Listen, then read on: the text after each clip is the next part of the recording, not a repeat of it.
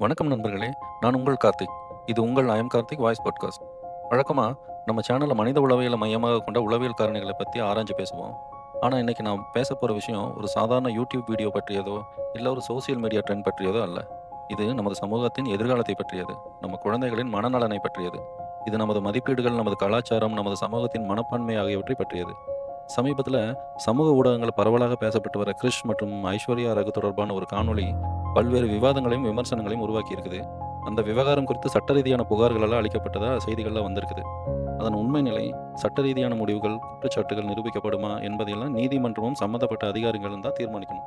ஆனா ஒரு சைக்காலஜிக்கல் பர்ஸ்பெக்டிவ்ல இருந்து அந்த நிகழ்வை நம்ம ஆராயலாம். சைக்காலஜில சோசியல் லேர்னிங் தியரின்னு ஒரு முக்கியமான கோட்பாடு இருக்குது. அந்த கோட்பாட்டு பிரகாரம் மனிதர்கள் அவர்கள் அனுபவிப்பதை விட அவர்கள் பார்ப்பதிலிருந்து அதிகமாக கற்றுக்கொள்கிறார்கள். அதாவது ஒரு குழந்தை ஒரு இன்ஃப்ளூயன்சரை தினமும் பார்க்குது. ஒரு இளைஞன் ஒரு கண்டென்ட் கிரியேட்டரை தொடர்ந்து ஃபாலோ பண்றான். ஒரு குடும்பம் ஒரு குறிப்பிட்ட சோசியல் மீடியா பர்சனாலிட்டியை தொடர்ந்து கவனிக்குது. இது ஆன்லைன்ல இருக்கிறதா இருக்கணும்னு அவசியம் கிடையாது. டிவியில் வர சீரியலா இருக்கலாம், இல்ல ஏதாவது ஒரு ப்ரோக்ராமா இருக்கலாம். அப்படின்னா அந்த இன்ஃப்ளூயன்ஸரின் நடத்தைகள், மொழி மதிப்பீடுகள், அணுகுமுறைகள் இது எல்லாமே ஃபாலோவர்ஸோட மனதில் ஆழமாக பதிய வைக்கும். இதைத்தான் அப்சர்வேஷனல் லேர்னிங்னு சொல்கிறாங்க. அதனால இன்ஃப்ளூயன்ஸ்ங்கிறது ஒரு பெரிய சக்தி, ஆனால் அது பொறுப்பும் கூட. இன்னைக்கு நம்ம எதிர்கொள்கிற மிகப்பெரிய பிரச்சனை என்ன தெரியுமா? பலர் இன்ஃப்ளூயன்ஸை பவராக பார்க்குறாங்க, ஆனால் ரெஸ்பான்சிபிலிட்டியாக அதை பார்க்குறதே இல்லை. இப்போ அட்டென்ஷன் எக்கானமி பற்றி பேசுவோம். இன்னைக்கு இருக்கிற டிஜிட்டல் உலகத்தில் கவனம் தான் ஒரு நாணயம். புரியலையா? நீங்கள் எதை அதிகமாக பார்க்குறீங்களோ அதுதான் அதிகமாக விற்குது. நீங்கள் எதற்கு அதிக நேரம் செலவிடுறீங்களோ அதுதான் மானிட்டைஸ் செய்யப்படுது. இதனால் பல கண்டென்ட் கிரியேட்டர்ஸ் ஒரு ஆபத்தான வலையில் சிக்கிறாங்க. முதல்ல ஒரு நல்ல கான்டென்ட், பிறகு வைரல் கான்டென்ட், பிறகு கான்ட்ரவர்சியல் கான்டென்ட், பிறகு ஷாக் கான்டென்ட், பிறகு பவுண்டரி கிராசிங் கான்டென்ட். ஏன்? ஏன்னா அல்காரிதம் தொடர்ந்து அதிக என்கேஜ்மெண்ட்டை தான் ரிவார்டு பண்ணுது. இதை சைக்காலஜியில் பாசிட்டிவ் ரீஇன்ஃபோர்ஸ்மெண்ட் லூப்னு சொல்கிறாங்க. வியூஸ் கிடைக்குது, மூளை டோபாமினா பெறுது, மீண்டும் அதே செயல் நடக்குது, மீண்டும் ரிவார்டு கிடைக்குது. இந்த மாதிரி ஒரு சைக்கிள் உருவாகுது. அதாவது அது திரும்ப திரும்ப நடக்குது. இதோட அடுத்த நிலை என்ன நினைக்கிறீங்க? Validation addiction. அதாவது லைக்ஸ் இல்லைன்னா கவலை, கமெண்ட்ஸ் இல்லைன்னா பதற்றம், வியூஸ் இல்லைன்னா ஏமாற்றம், வைரலிட்டி இல்லைன்னா தன்னம்பிக்கை குறைஞ்சு போகிறது. இதுதான் டிஜிட்டல் வேலிடேஷனோட டிபெண்டன்சி. ஒரு கட்டத்தில் கிரியேட்டர் கண்டென்ட் உருவாக்குறது இல்லை, கண்டென்ட் கிரியேட்டரை அல்காரிதம் உருவாக்க ஆரம்பிச்சிருது.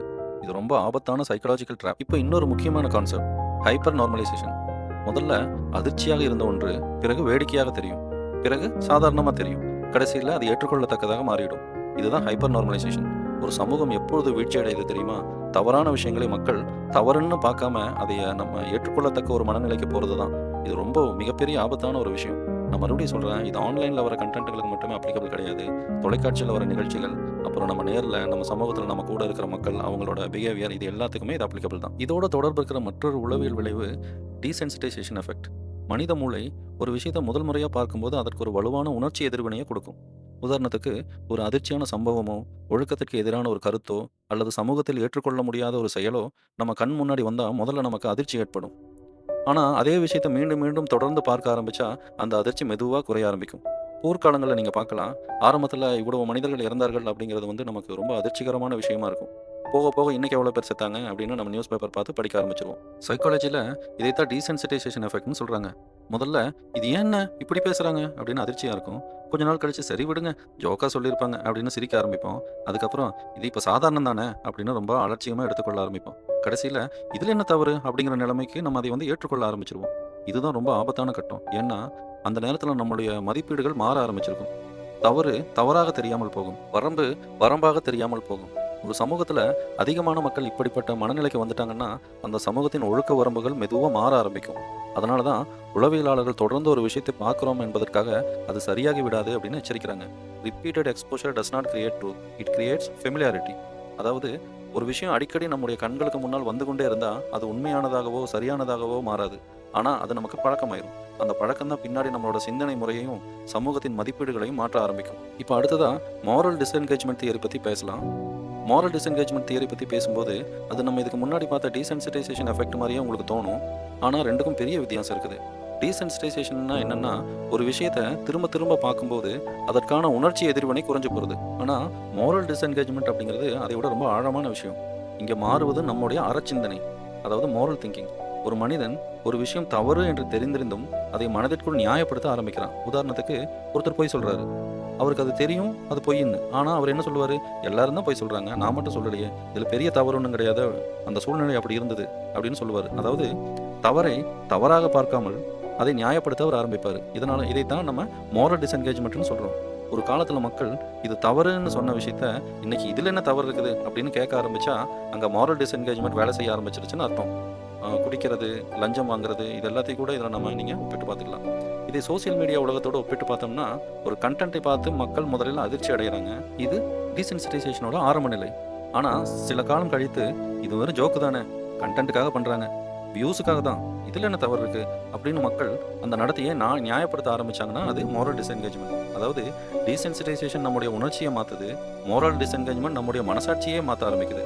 அதனால தான் மோரல் டிஸ்என்கேஜ்மெண்ட் அப்படிங்கிறது ரொம்ப ஆபத்தானது. ஏன்னா ஒரு மனிதன் தவறை செய்தாலும் அவன் அதை தவறு என்று உணர்வதை நிறுத்தி விடுகிறான். ஒரு சமூகம் எப்போது ஆபத்தான நிலையை அடையுது தெரியுமா? மக்கள் தவறு செய்கிறார்கள் என்பதால் அல்ல, மக்கள் தவறை நியாயப்படுத்த ஆரம்பிக்கும் போது தான் அது அப்படி மாறுது. ஏன்னா தவறை நியாயப்படுத்துகிற சமூகம் அடுத்த தலைமுறைக்கு அந்த தவறையே சாதாரணமாக கற்றுக் கொடுக்க ஆரம்பிச்சிடும். அதனால தான் சைக்காலஜியில் ஒரு முக்கியமான கருத்து இருக்குது. The greatest danger is not when people do wrong.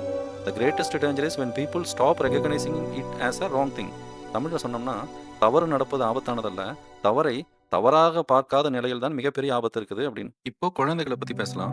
ஒரு குழந்தையின் மூளை வளர்ச்சிங்கிறது ரொம்ப நுட்பமான மிகவும் முக்கியமான ஒரு செயல்முறை. சைக்காலஜியில் இதை காக்னிட்டிவ் டெவலப்மெண்ட்னு சொல்கிறாங்க. அதாவது ஒரு குழந்தை உலகத்தை எப்படி புரிஞ்சுக்குது, எது சரி எது தவறு, எதை மதிக்கணும் எதை தவிர்க்கணும், ஒருவரை எப்படி நடத்த வேணும், ஒரு குடும்பம்னா என்ன, ஒரு உறவுன்னா என்ன, இது மாதிரியான அடிப்படை புரிதல்கள் அனைத்தும் குழந்தை பருவத்தில் தான் உருவாக ஆரம்பிக்குது. ஒரு குழந்தை பிறக்கும் போது அது நல்லவனாகவோ கெட்டவனாகவோ பிறக்கிறதில்ல, அது ஒரு கற்றுக்கொள்ளும் இயந்திரமாக தான் பிறக்குது. அது சுற்றி இருப்பவர்களை கவனிக்குது, அது கேட்பதை நினைவில் வச்சுக்குது, அது பார்ப்பதை பின்பற்றுக்குது. இதுதான் சைக்காலஜிக்கல் அப்சர்வேஷனல் லேர்னிங்னு சொல்றாங்க. ஒரு குழந்தைக்கு 1000 அறிவுரைகள் சொல்வதை விட அது தினமும் பார்க்கும் ஒரு முன்மாதிரி அதன் வாழ்க்கையில் அதிக தாக்கத்தை ஏற்படுத்துது. அதனால தான் பெற்றோர்கள், ஆசிரியர்கள், சமூக தலைவர்கள் ஆகியோரோட பங்கு ரொம்ப முக்கியமானது. ஆனா இன்னைக்கு எப்படி இருக்கு? சோசியல் மீடியா வந்த பிறகு புதிய மாற்றம் நடந்திருக்கு. முன்பு குழந்தைகளின் ரோல் மாடல்ஸ் பெற்றோர்களாக இருந்தாங்க, பிறகு ஆசிரியர்கள், பிறகு விஞ்ஞானிகள், பிறகு சாதனையாளர்கள்.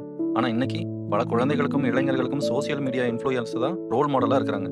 அவங்க எப்படி பேசுறாங்க, எப்படி உடை அணியறாங்க, அவங்க எப்படி நடந்துக்கிறாங்க, அவங்க எதை நார்மல்னு காட்டுறாங்க, இது எல்லாமே ஃபாலோவர்ஸோட மனதில் மெதுவாக பதிவாக ஆரம்பிக்குது. இதை தான் சோசியல் மாடலிங்னு சொல்றாங்க. ஒரு குழந்தையின் மூளை வளர்ச்சி காலத்தில் அது பார்க்கும் ஒவ்வொரு விஷயமும் ஒரு தகவலாக மட்டுமே பதிவாகாது, அது ஒரு ரெஃபரன்ஸ் பாயிண்டாக மாறும். அதாவது வாழ்க்கையில் இப்படி தான் இருக்கணும், உறவுகள் இப்படி தான் இருக்கணும், வெற்றி பெற இப்படி தான் நம்ம நடந்துக்கணும் என்ற மனப்பதிவுகள் கொஞ்சம் கொஞ்சமாக உருவாக ஆரம்பிக்கும். அதனால தான் இன்ஃப்ளூயர்ஸ் இன்னைக்கு வெறும் என்டர்டெயின்மெண்ட் கிரியேட்டர்ஸ் மட்டும் இல்லை, அவர்கள் ஒரு சோசியல் லேர்னிங் சிஸ்டத்தின் பகுதியாக மாறிட்டாங்க. ஒரு பள்ளி ஆசிரியர் வகுப்பறையில் 30 மாணவர்களுக்கு இன்ஃப்ளூயன்ஸராக இருப்பார். ஆனால் ஒரு சோசியல் மீடியா இன்ஃப்ளூயன்சர் ஒரு வீடியோ மூலமாக லட்சக்கணக்கான மக்களோட சிந்தனையை பாதிக்க முடியும். அதுதான் அவங்களோட சக்தி. இந்த நேரத்தில் அதுதான் அவங்களோட பொறுப்பும் கூட. ஆனால் அதை அவங்க தான் உணர்ந்துக்கிறது இல்லையே. Children learn from what they see than from what they are told. குழந்தைகள் நம்ம சொல்லிக் கொடுப்பதை விட நம்ம செய்து காட்டுவதிலிருந்து தான் அதிகமாக கற்றுக்கிறாங்க. அதனால தான் ஒரு சமூகத்தின் எதிர்காலத்தை அறியணும்னா அந்த சமூகத்தின் குழந்தைகள் யாரை முன்மாதிரியாக பார்க்குறாங்கிறதை பார்த்தாவே போதும். ஏன்னா இன்னைக்கு அவங்க பார்த்து கொண்டிருக்கும் மனிதர்கள் தான் நாளைக்கு அவர்களாக முயற்சிக்கும் மனிதர்களாக மாற போகிறாங்க. இதனால தான் நான் மறுபடியும் சொல்கிறேன், இன்ஃப்ளூயன்சர்ஸ் வெறும் பொழுதுபோக்கு கருவிகள் அல்ல, அவங்க வெறும் கண்டென்ட் கிரியேட்டர்ஸ் இல்லை, அவங்க சமூகத்தின் கற்றலின் ஒரு பகுதியாக மாறிட்டாங்க. அவர்களோட ஒவ்வொரு வார்த்தையும், ஒவ்வொரு செயல்பாடும், ஒவ்வொரு மெசேஜும் யாரோ ஒருவரோட சிந்தனையை மாற்றி அமைச்சு கொண்டே இருக்குது. அதனால தான் இன்ஃப்ளூயன்ஸுங்கிறது ஒரு ப்ரிவிலேஜ் மட்டுமல்ல, அது ஒரு ரெஸ்பான்சிபிலிட்டி. ஒரு கிரியேட்டரோட உண்மையான வெற்றி வியூஸில் இல்லை, ஃபாலோவர்ஸில் இல்லை, வைராலிட்டியில் இல்லை, அவங்க சமூகத்தில் ஏற்படுத்துகிற நேர்மையான தாக்கத்தில் தான் இருக்குது. இப்போ நம்ம பேராசோசியல் ரிலேஷன்ஷிப்பை பற்றி பேசணும். இந்த வார்த்தை கொஞ்சம் சிக்கலாக தோன்றலாம் உங்களுக்கு, ஆனால் நம்மள பல பேர் தினமும் இதை அனுபவிச்சுட்டு தான் இருக்கிறோம். பேராசோசியல் ரிலேஷன்ஷிப்னா என்ன? ஒரு இன்ஃப்ளூயன்சரை, ஒரு நடிகரை, ஒரு யூடியூபரை அல்லது சோசியல் மீடியா பர்சனாலிட்டியை நம்ம நேரிலேயே பார்த்துருக்க மாட்டோம். அவங்களுக்கு நம்ம யாருன்னு கூட தெரியாது. ஆனால் நமக்கு அவங்கள ரொம்ப தெரிஞ்சவங்கள மாதிரி ஒரு உணர்வு உருவாயிரும். அவங்கள நம்மளோட நண்பர்கள் போலவும், நம்முடைய குடும்பத்தில் ஒருவர் போலவும், நம்மளோட நம்பிக்கைக்குரிய ஒருவர் போலவும் நமக்கு தோன்ற ஆரம்பிக்கும். இதைத்தான் சைக்காலஜியில் பேராசோசியல் ரிலேஷன்ஷிப்னு சொல்கிறாங்க. இதன் தாக்கம் எவ்வளோ சக்தி வாய்ந்தது தெரியுமா? ஒரு சாதாரண விளம்பரத்தில் ஒரு பொருளை பார்த்தாலே நம்ம யோசிப்போம், இது நல்ல பொருளா, இதோட தரம் என்ன, இது உண்மையிலே பயனுள்ளதான்னு நமக்குள்ளேயே நிறைய கேள்விகள் கேட்போம். ஆனால் நாம் விரும்பும் ஒரு இன்ஃப்ளூயன்சர் அதே பொருளை பயன்படுத்துகிற மாதிரி காட்டினார்னா என்ன நடக்கும்? நம்மளோட மூளை அந்த பொருளை மதிப்பீடு செய்வதற்கு முன்னாடியே அந்த இன்ஃப்ளூயன்சர் மீது வைத்திருக்கும் நம்பிக்கையை பயன்படுத்த ஆரம்பிச்சிடும். அதாவது நம்ம அந்த ப்ராடக்ட்டை வாங்குறதுக்கு இல்லை, நாம் அந்த இன்ஃப்ளூயன்சர் மீது வைத்திருக்கும் நம்பிக்கையை வாங்குறோம். இதுதான் பேராசோசியல் ரிலேஷன்ஷிப்போட சக்தி. உதாரணமாக ஒரு இன்ஃப்ளூயன்சர் ஒரு காஃபி கப் கையில் வச்சுட்டு வீடியோ எடுக்கிறாரு. அவர் நேரடியாக இந்த காஃபி வாங்குங்கன்னு அவர் சொல்கிறதே இல்லை. ஆனால் ஃபாலோவர்ஸ் என்ன நினைக்கிறாங்க? இவர் பயன்படுத்துகிறாருன்னா அது நல்லதாக தான் இருக்கும். அடுத்த நாள் அந்த பிராண்ட் கூகுளில் தேட ஆரம்பிக்கிறாங்க. இதே தான் இன்டைரக்ட் அட்வர்டைசிங் இன்ஃப்ளூயன்ஸ்னு சொல்கிறாங்க. இதுக்கான காரணம் சில நிறுவனங்கள் கோடிக்கணக்கான பணத்தை இன்ஃப்ளூயன்சர்களுக்கு செலவு பண்றாங்க. ஏன்னா மக்கள் அட்வர்டைஸ்மெண்ட்டை நம்பாம இருக்கலாம். ஆனா அவங்க விரும்பும் இன்ஃப்ளூயன்சரை கண்டிப்பா நம்புவாங்க. இதனால தான் ஒரு இன்ஃப்ளூயன்சரோட வார்த்தைகளும், அவரோட வாழ்க்கை முறையும், அவர் பயன்படுத்துற பொருள்களும், அவர் காட்டும் நடத்தைகளும் ஃபாலோயர்ஸ் மீது மிகப்பெரிய தாக்கத்தை ஏற்படுத்துது. அதனால இன்ஃப்ளூயன்ஸ்ங்கிறது வெறும் பாப்புலாரிட்டி இல்ல. அது ஒரு சைக்காலஜிக்கல் பவர். அந்த பவரை பொறுப்போட பயன்படுத்தணும். ஏன்னா ஒரு இன்ஃப்ளூயன்சர் ஒரு ப்ராடக்ட்டை விற்க முடியும், ஒரு லைஃப் ஸ்டைலை விற்க முடியும், ஒரு ஐடியாவை விற்க முடியும். சில நேரங்கள்ல ஒரு தலைமுறையின் சிந்தனை முறையே அவரால மாற்ற முடியும். அதனால தான் சைக்காலஜில பேராசோசியல் ரிலேஷன்ஷிப் ரொம்ப சக்தி வாய்ந்த சோசியல் இன்ஃப்ளூயன்ஸ் மெக்கானிசத்துல ஒண்ணா கருதுறாங்க. இப்போ சட்ட ரீதியான ஒரு முக்கியமான விஷயத்த இப்ப கேட்கலாம். ஒரு ஜனநாயக நாட்டுல ஃப்ரீடம் ஆஃப் ஸ்பீச்ங்கிறது ரொம்ப முக்கியமான உரிமை. ஆனா அந்த உரிமை இருக்கிறனால நான் என்ன வேணாலும் பேசலாம் அப்படிங்கிற அர்த்தம் கிடையாது. ஏன்னா எந்த ஒரு உரிமையும் கூடவே ஒரு பொறுப்பும் இணைஞ்சிருக்கும். அதனால தான் சமூக நலன், குழந்தைகள் பாதுகாப்பு, பொது ஒழுக்கம் போன்ற அம்சங்கள் பற்றி விவாதங்கள் எப்பெல்லாம் எழுந்தாலும் சட்ட அமைப்புகள் உடனே அதை பரிசீலிக்கிறாங்க. அதனால தான் நான் மறுபடியும் சொல்றேன். Allegation is not a conviction. புகாருங்கிறது தீர்ப்பு இல்ல. விசாரணைங்கிறது ஒரு குற்ற நிரூபணம் இல்ல. இறுதி முடிவை நீதித்துறை மட்டும்தான் வழங்கணும். இன்னைக்கு நம்ம கிரிஷ் மற்றும் ஐஸ்வர்யா ராகு பத்தி பேசுறோம். ஆனா உண்மையில இந்த பாட்காஸ்ட் அவங்கள பத்தியது மட்டும் இல்ல. இது ஒரு பெரிய சோசியல் மீடியா கல்ச்சர் பற்றியது. இன்னைக்கு இவங்க பேரு பேசப்படுது. நாளைக்கு வேற ஒருவரோட பேரும் இதே மாதிரி பேசப்படும். ஆனா அடிப்படை பிரச்சனை மாறாது. வியூஸுக்காக வேல்யூஸை விற்பது, அட்டென்ஷனுக்காக டிக்னிட்டியை தியாகம் பண்றது, என்கேஜ்மெண்ட்டுக்காக எல்லைகளை மீறுறது, இதுதான் நம்மளோட உண்மையான பிரச்சனை. விதைத்தவன் தூங்கலாம், ஆனா விதை தூங்காதுங்கிற மாதிரி நம்ம சமூக ஊடகங்களில் விதைக்கும் சிந்தனைகள் தான் நாளைக்கு சமூகமாக வளரப்போகுது. அதனால நம்ம பார்க்கும் கண்டென்ட்டை நல்லதாக தேர்ந்தெடுக்கணும். நம்ம ஃபாலோ செய்யும் மனிதர்களை சரியானவராக தேர்ந்தெடுக்கணும். நம்ம ஆதரிக்கும் வேல்யூஸை உயர்ந்ததாக தேர்ந்தெடுப்போம். ஏன்னா ஒரு சமூகத்தை உயர்த்தவும் முடியும், ஒரு சமூகத்தை வீழ்த்தவும் முடியும். அதுக்கான சக்தி இன்னைக்கு சோசியல் மீடியா கிட்ட இருக்கு. ஒரு சமூகத்தை அழிப்பது எப்போதும் ஆயுதங்கள் மட்டும் இல்ல, சில நேரங்கள்ல தவறான சிந்தனைகளை சாதாரணமாக மாத்தி அது சரியானது அப்படின்னு தோன்ற வைக்கிற கண்டென்ட்டுகளும் தான். இதற்கு சமூகமாக நம்ம வைக்கப்பட வேண்டிய முற்றுப்புள்ளி என்னன்னா, இத்தகைய தவறான பதிவுகளை முற்றிலும் புறக்கணிப்பது தான். நமது சமுதாயத்தையும் நம்ம எதிர்கால குழந்தைகளின் மனநலையும் இத்தகைய கண்டென்ட்களிடமிருந்து பாதுகாப்பது நம்ம ஒவ்வொருத்தரோட கடமை. நான் உங்கள் கார்த்திக். இது உங்கள் I am Karthik voice podcast. Think critically, live responsibly, never allow the algorithm to think for you. நன்றி, வணக்கம்.